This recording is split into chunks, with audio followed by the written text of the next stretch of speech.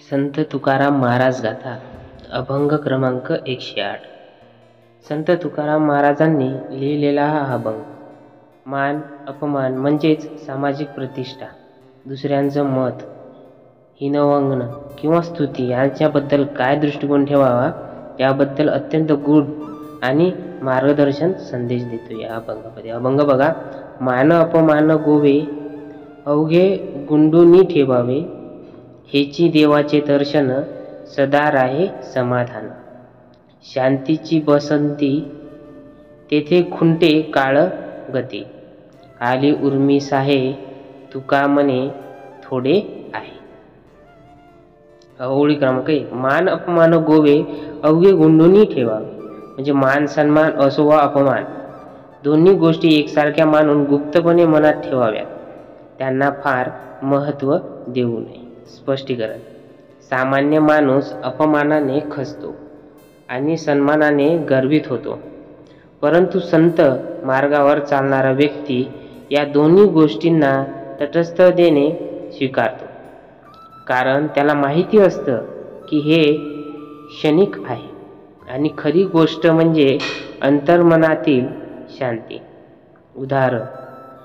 एका कीर्तनकाराला एखाद्या गावात मोठा सन्मान मिळतो, पण दुसऱ्या गावात त्याच्यावर टीका होते। जो खरा संत आहे तो या दोन्ही अनुभवांना प्रभूची इच्छा म्हणून स्वीकारतो आणि त्याच्या भक्तीला बाधा येऊ देत नाही। ओवी क्रमांक 2। हेची देवाचे दर्शन सदा राहे समाधान, म्हणजे हेच तर खरे देवाचे दर्शन, जेव्हा आपण सदा समाधानात तृप्ततेत राहतो। स्पष्टीकरण बघा। देवाचे दर्शन म्हणजे डोळ्यांनी बघणं नव्हे, तर जेव्हा अंतःकरण शांत समाधानी आणि तृप्त असतं तेव्हाच खरे भक्तिमार्गी दर्शन घडते। उदाहरण बघा। एखाद्या साधकाला जीवनात काहीही मिळालं नाही, ना पैसा ना प्रसिद्धी, पण त्याच्या चेहऱ्यावर समाधान झळकतं, तो देवाच्या इच्छेने समाधानी आहे। हेच तर खरे दर्शन आहे अंतःकरणातील देवाचं। ओळी क्रमांक 3 बघूया। शांतीची बसती तेथे खुंटे काळगती, म्हणजे जेथे शांती असते तेथे काळ, मृत्यू, चिंता, दुःख याचा प्रभाव संपतो। स्पष्टीकरण बघा। शांत चित्तामध्ये काळाची भीती राहत नाही, माणूस मृत्यू, चिंता, संकट यांच्यापासून मुक्त होतो। संताचे जीवन हे याच शांतीच्या अधिष्ठानावर उभं असतं। उदाहरण बघूया की भगवान बुद्धांनी मृत्यू समजावून घेतला तेव्हा अंतर्मनात शांती असते, तेव्हा वेळ, मरण, संकट हे सगळं थांबतं। शरीर जरी मरतं तरी आत्मा मुक्त होतो। ओळी क्रमांक 4।